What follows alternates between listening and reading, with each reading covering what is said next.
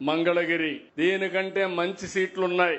మంచి సీట్లుంటే ఎలక్షన్లు వచ్చాయి. నేను ఆ రోజు సజెస్ట్ చేశాను, మంగళగిరిలో ఇంతవరకు మనం గెలవలేదు, ఒకేసారి గెలిచాం. 40 సంవత్సరాల సుదీర్ఘ రాజకీయ చరిత్రలో మొట్టమొదటిసారిగా ఎంఎస్ఎస్ కోటేశ్వరరావు ఉంటే అప్పట్లో గెలిచాం.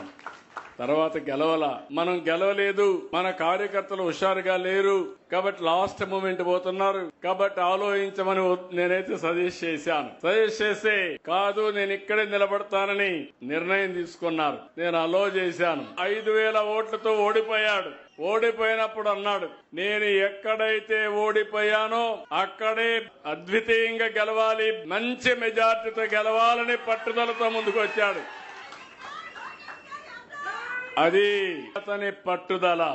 మీలో కూడా సమస్యలున్నాయని పారిపోతే సమస్యలే మనల్ని ఫినిష్ చేస్తాయి. ఒక్కొక్కసారి కలిసి రాకపోతే కలిసి వచ్చే మార్గాన్ని కసిగా పనిచేయగలిగితే అది సాధ్యమవుతుంది. అది లోకేష్ ఈ నియోజకవర్గం నిలబెట్టాడని చెప్పి కూడా నేను మీకు తెలియజేస్తున్నా. 5,000 మెజారిటీతో ఓడిపోయిన కాన్స్టిట్యున్సీ 91,000 మెజారిటీతో గెలవడం అనేది ఒక చరిత్ర.